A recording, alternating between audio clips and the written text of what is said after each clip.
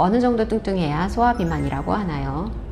비만이란 단순히 체중이 많이 나간다가 아니라 과도한 지방세포가 몸에 축적된 상태를 말합니다. 소아비만이라면 영아부터 사춘기까지의 아이들 중에 과도한 지방세포가 축적된 상태겠죠. 얼마 전에 표준 체형인 초3 아이가 학교 신체검사에서 비만 진단을 받았다고 어머님이 걱정을 하시면서 상담을 했는데요. 그 아이는 근육이 많고 체지방은 적어서 체중은 많이 나가지만 비만이라고 할 수 없는 경우였습니다. 체중은 같지만 더 슬림해 보이거나 더 뚱뚱해 보이는 사람이 있는데 체지방과 근육의 비율이 달라서 그런 거라고 설명해 주었습니다.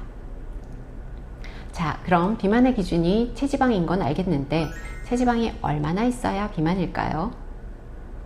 성별과 나이를 기준으로 체질량 지수가 85에서 95% 미만일 때는 과체중, 95% 이상일 때 비만이라고 합니다. 단 6세 미만에서는 95% 이상을 과체중이라고 합니다. 체질량 지수는 킬로그램 체중을 미터 단위 키 제곱으로 나누기 하면 됩니다. 그리고 연령별 체질량 지수에 대한 표도 첨부해 드릴 테니 참고하고 체크해 보시기 바랍니다. 또 체질량 지수 외에 소아비만도라고 해서 실제 체중에서 신장별 표준 체중을 빼고 신장별 표준 체중으로 나누고 곱하기 100을 하는 공식도 있습니다. 과체중은 10에서 19%, 경도 비만은 20에서 29%, 중등도 비만은 30에서 49%, 고도 비만은 50% 이상으로 판단합니다. 신장별 표준 체중에 대한 표도 첨부해 드릴 테니 우리 아이의 비만도 계산을 해보시면 좋겠습니다. 소아비만도 유전인가요?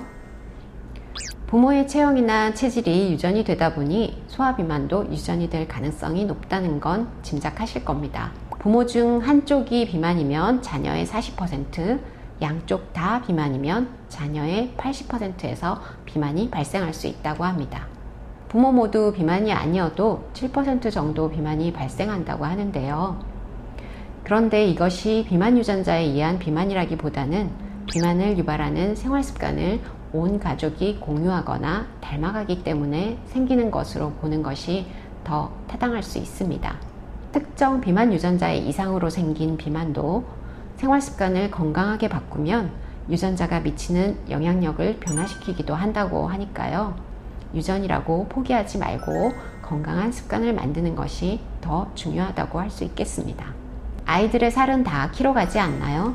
소아비만에 대한 이야기를 할 때면 단골로 나오는 질문입니다. 설명이 필요한 경우들이 종종 있더라고요. 살이 키로 간다는 것도 맞고 살이 키를 방해한다는 것도 맞습니다. 잘 안 먹고 마른 아이들은 살이 좀 붙어야 키가 좀 더 쉽게 자라고 오래도록 자라는 게 맞습니다. 그리고 잘 먹고 통통한 아이들이 급성장기에 들어서면 그간에 축적된 에너지로 키를 쑥쑥 키우기가 쉬운 것도 맞습니다. 그런데 중등도 비만 이상의 아이라면 살이 키를 방해할 가능성이 높습니다. 체지방이 성호르몬을 자극해서 뼈나이의 진행을 가속화시키고 결국 키가 자랄 수 있는 기간이 짧아지기 때문입니다.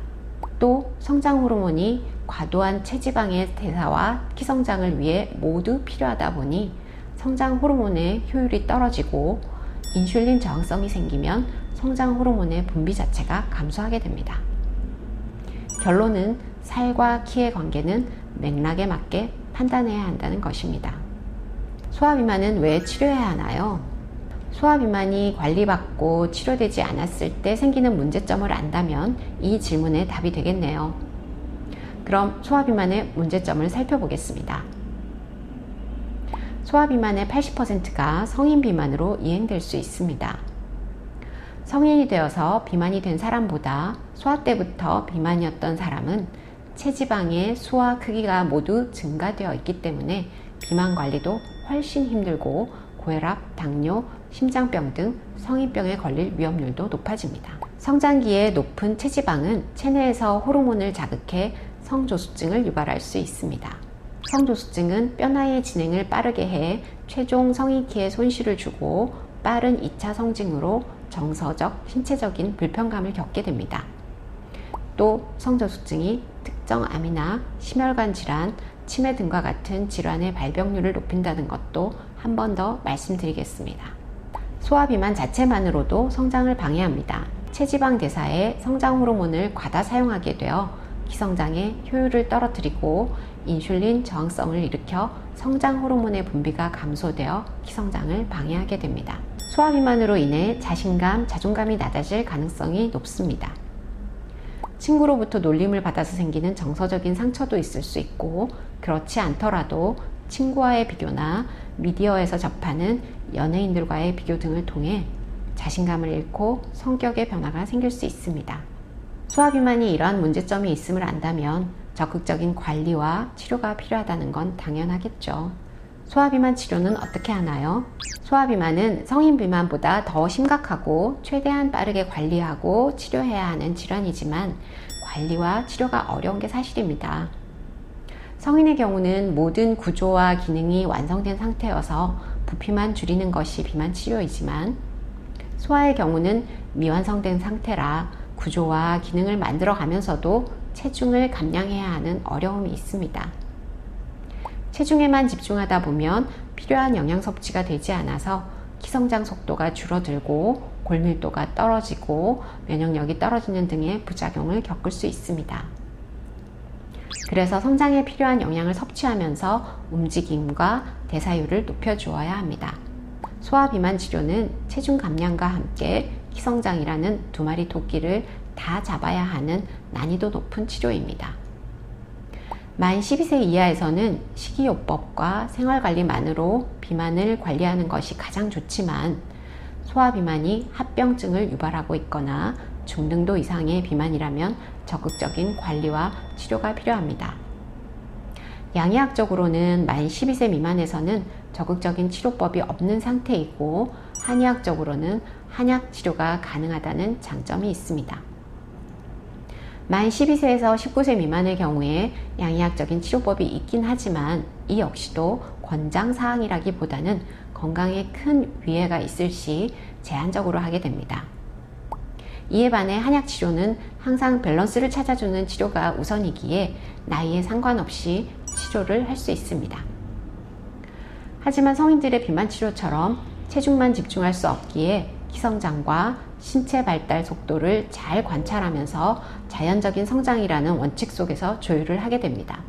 소화비만은 저신장증이나 성조숙증보다도 훨씬 더 생활습관과의 연관성이 커서 생활 전반에 대한 현재 상태를 꼼꼼히 파악하는 것이 필요합니다.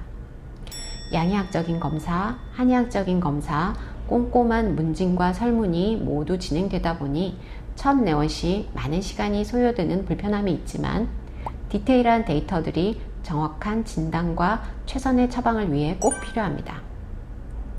다양한 검사 결과를 종합해서 체질을 분석하고 조심할 음식들과 생활습관을 알려드립니다. 다양한 기기나 매체를 통해 아이들과 부모님들과 소통하고 관리하는 것이 치료율을 높이는 데 주요합니다. 자연성장을 원하고 건강에 대한 부작용을 우려하시는 분들이라면 한의학적인 소화비만 치료와 관리를 받으실 것을 권장합니다. 이 시간에 알아본 소화비만에 대한 정보들이 우리 아이들의 건강한 성장에 도움이 되길 바랍니다. 경청해 주셔서 감사합니다.